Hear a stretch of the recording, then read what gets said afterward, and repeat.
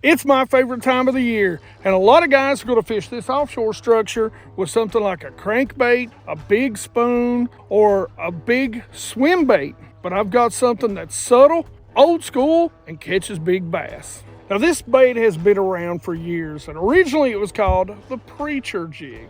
The old story was that an Alabama preacher was the first one to kind of create these, build these, and they've gone through a lot of different changes, but a lot of it has stayed the same. And what am I talking about? And what's one of my favorite brands? And that's the hair jig from Big Daddy Baits. This color right here in particular, I love that subtle green and that white. I love that gray and white head. Now we'll talk a little bit more about what makes this bait stand out. Late May, early June, this is the time to throw this bait. It's subtle. When they've seen a ton of crankbaits, when they've seen a ton of spoons, this is the time to throw this little bait. But don't be fooled now, this is a bait that I'm going to use well into fall, as long as those bass are out there on that deeper structure. Deep is relative. We'll talk about that in just a minute too. We're not on the Tennessee River right now. We're actually on a Highlands reservoir, but this Highlands reservoir may be more common to the type of lakes you're fishing. And what I mean by that is we still call it ledge fishing because we can go down to Knoxville just a couple hours away and get on, Chick or, whichever body of water through the Tennessee River, and we can go ledge fishing. And ledge fishing means, well, you're basically fishing the old creek channel or river channel ledge. One of the things that really sets it apart when you're fishing a place like this is you're going to focus more on those humps. And this little place right here behind me, it actually has a point and it has a saddle and a hump out in front of it. So those are the types of places, and you'll notice we're kind of in a creek here. So if you look around behind us, we're about halfway back in the creek. Now, as we get into May, those bass are going to be out here on those deep humps. And one of the things I say is everybody talks about going and fishing Main Lake all the time. But if you've got a lake like this that has deep water in the first third or even first half of those creeks, then start there, especially from May through early June. Now, they may start working their way out. And one of the keys that I'm going to always look for when I start to fish a place, there has to be shad. Woo! Listen to that purr. That's right, geeks. Let me tell you something. You want to make sure you're running the right insurance to make sure you are protecting that big investment you see right there. The wrong insurance, you hit something and you may foot the bill for the foot, if you know what I'm saying. That's why you need to go get a quote from BIA. All these packaged bundles, do this, do that, put your left leg in, insurance agencies that tell you that they are, they can do this and do that and save you money. Sometimes, and most of the times with those companies, they save you money at your own detriment. As a matter of fact, I had a gentleman reach out to me the other day. We won't say the insurance companies, but it's one of the GPs. One's got a lizard, one's got a lady, if you know what I'm saying. And a tornado hit his boat while it was in the parking lot of the boat ramp. Covered nothing. He's still paying for it because it was trailered. And they said his truck insurance should have paid for it. So my plea to you, we love fishing, protect your gear. BIA Insurance, BIA.US. Tell them BassGeek sent you. This bait is a shad imitator. So we want there to be shad in and around that area. We've even got fish busting over here. So now a lot of you all are going to start asking me, okay, what depth do I start at? And the God's honest truth is I try to pay attention on my down and my side imaging. If I see any bass, I want to start at that. But even if you don't do it there, even if you don't have down and side imaging, a good rule for me that I've always kind of lived by is water clarity, the rule of water clarity. And what I mean by that, we got about 3 to 5 foot. So let's just call it 5 foot visibility today. I'm gonna fish from that 5 foot, and remember I said depth was relative. So I'm gonna fish from that 5 foot to that 15. But most of the time, I'm gonna fish about 20 feet deeper than visibility. So if we've got 5 foot of visibility, I'm gonna fish that 15 to 25, and that's where I'm gonna start at. But that's just a good rule of thumb on where to start. Now, don't be afraid to fish deeper than that. You know, we've got 5 foot of visibility, but we were out here catching them earlier on an underspin in 35 foot of water. So that 10 to 20 foot below the visibility, kind of my starting point. So one of the things they will do is they will push out as it gets hotter. They'll go to deeper and deeper water. But if there's a lot of boat traffic on the main lake, they may stay in the first third to the first half. So, you know, don't get stuck on everybody telling you, hey, you know, they go to the main lake. Not in all lakes. As long as there's water there during the winter time, and as long as they've got deep water access, and again, deep water is relative. I think if you go off the side of this hump, we're in about 104 foot, where the top of the hump is about 34 foot. If they've got water they can live in year round, they're gonna live there year round. Now, when it comes to attacking offshore structure, I always attack upstream first. It's just default. So we know we've got active water running out. The dam is right back there. I attack it that way first. But you've always got to remember, if they're pulling water or if they're not pulling water, you've just got, you know, current coming in. If it's a flood control lake, what you're going to get is you're going to get underwater eddies and current seams. So this is going with the lake, so more than likely I can fish here.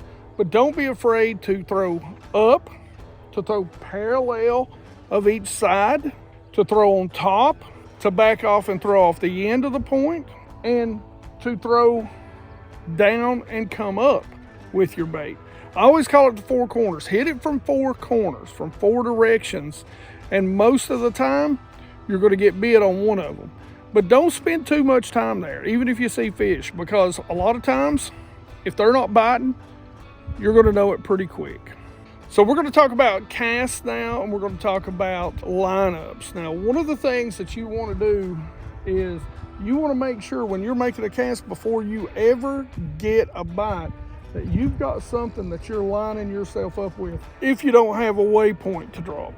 Now, I've seen some fish up on top of this hump, so I'm going to cast up on top of it and work it down, and we're going to see if we can get a bite. Like I said, if I don't get a bite within, say, 4, 5, 6 casts here, I'm just going to kind of fan cast. I'd go to this side and throw up. I'd go to this side and throw up. And then I'd go on the other side and throw up. Now, I may also get on top of it and throw down. And if I think the bass are just hanging off the side in a certain depth level, I may parallel the sides of this hump, because it's a long point / hump. It's really a long point. So my first retrieve, I'm going to make a long cast. Every time I'm going to make the longest cast I can possibly make. I'm going to let it hit the bottom. A lot of times I'm going to feed it line. I want it dropping straight down. I don't want it pendulum back to me, because when I make that long cast, I'm making sure that it's past those schools or those bass. I want to come by them. What I'm going to do is I'm going to let it hit bottom, and then I'm going to reel up my slack, and I'm going to give it a couple, and it's almost like a jerk bait. You can change it. I'm going to give it a couple, say 3 to 5 very fast turns of the reel, and then I'm just going to stop and let it fall back down until I feel it hit the bottom. Now again, there, it's just like a jerk bait. You want to kind of change up that time. I'll let it hit the bottom. If the bass see it jerk up off the bottom and then just kind of glide back down, sometimes they'll go down and nose on it. When you set it there, you hit it a couple times, be ready. A lot of times that's when they'll hit it. They'll hit it on that slow drop, or they'll hit it when that bait just jumps off the bottom, and you'll get that reaction bite. The next retrieve, it's just going to be a hop. Now, I do a couple of different things with this. Sometimes I'm going to stroke it. like stroking a jig. And it's pretty much the same thing. I'm either gonna slow rise it or I'm gonna literally jerk it off the bottom. And I'm gonna let the bass tell me which one they like the best. Do they want that reaction, or do they like that nice slow flutter up, flutter down? So again, gonna start with a long cast. We're gonna feed it line. We're gonna let it hit the bottom, and we're gonna either snap it up, or we're just gonna lift it up and let it fall. Now, the last retrieve is if I know that they're on bottom.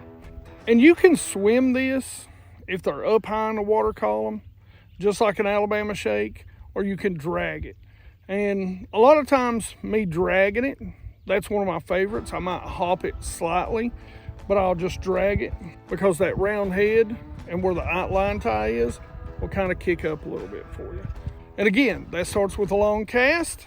You're gonna feed it line, let it hit the bottom, and you're just gonna raise your rod tip, letting it bump everything you can on the bottom. Every once in a while, give it a little dart off the bottom, not a snap, just to come up and go back down, and then drag it again. When it comes to hook set for this, really it depends on the retrieve you're doing. If you're reeling or you're dragging, you're not doing the snap, you want a side set. You want a side set like you would a Carolina rig, keep that rod tip down. Because again, and we'll talk about weights a little bit later, but this is a heavy head. So there's a lot of leverage for that bass to come up, and you don't want to set straight up and get them up to where they're shaking their head, wrenching that bait free so that it comes by your head. Other than that, if you're snapping it, more than likely, they're gonna hit it when you snap it up or when it falls. So you may have to set it straight up. But as soon as you feel contact with the fish, you know you've hooked them, reel as fast as you can and get that rod tip down. Get it down. You do not want them to jump. Sometimes when I'm fishing an offshore structure, a lot of times, pretty much on any bait, I'll stick the rod tip in the water to keep them from being able to come up. And if they do come up, I'm feeling their mouth full of water. They are not jumping. They're just getting a big gulp. Hey, before we talk about the bait, let's talk about the setup that you're gonna need. And I like a long rod. This is the Cashin umbrella rig or a rig rod in their core series. It's perfect for this because I like to throw all the way up to a 1 ounce head. Now this rod is a 7 foot 10-inch heavy moderate fast, so it's got a little bit of tip. That way you can go ahead and cast these lighter. Like this is a 3/4. We're fishing a little bit shallower. This rod really does a lot of stuff. I'll throw spoons on it, I'll throw A-rigs on it, I'll throw hair jigs on it. It does a lot of things for me, and it does them pretty well. So if you don't want to carry around a whole bunch of rods, this is a good one size fits all, even though it's classified again as that A-rig rod. And one thing that I love about Cashin, it is 100% American made, right down to the blank. They make their own blanks. I've got this coupled with a BB1 Pro. I would go on these heavier baits with, because they don't make this one. This is the older one, got the wide spool. But if it was me, I would go with a Super Duty for this. I don't like one super fast. I like one in that 6.8 to 7 speed. This is a 6.4 because I do use it for my A-rig and I like that to be a little bit slower. But I like to be able to catch up. So really that 6.8, 7.1 is the best speed for a hair or bucktail jig in the summer. And as always, I've got K9 line. This is the Pro 100, the 100% fluorocarbon. This, I can go back and forth from 15 to 17 pound. If I'm around a lot of rock, I might push that up to about 20 pound test. Or if I'm just around some toads, like maybe down on Chick. And as always, I do have a 10% off discount right here. Go try it out. I'm telling you, it's the best casting braid on the market. So this is the Big Daddy Baits hair jig, or bucktail jig really is what these are. And I love them during the summertime. This is one of my favorites, and one of the reasons why I keep the colors pretty simple. Every once in a while I'll pick up maybe some off the wall color, but a lot of times one that I'm going to use. It's just going to be the white. Now, what makes a bucktail is actually, you know, deer hair bucktail. I don't know if it's actual synthetic or if it's real and dyed, but he puts a couple of feathers in there and a couple of strings of flashaboo. Now, I do like the big oversized eyes that are inset on these, and I like the line tie, which is a little bit forward at about a 45-degree angle. And like I said, I keep colors pretty straightforward. Normally, this is going to be one of my go-tos, or this will be one of my go-tos. And this here lately has really, especially in the Clear Lakes that I fish, became my go-to color. Now, he makes a few different colors and a few different sizes, but even with the sizes, I keep that pretty simple too. And you know what I like about this, again, you've got that sort of grayish head, you got the inlaid oversized eyes, but this one I love that sort of green mixed in with that white, and of course that flashaboo.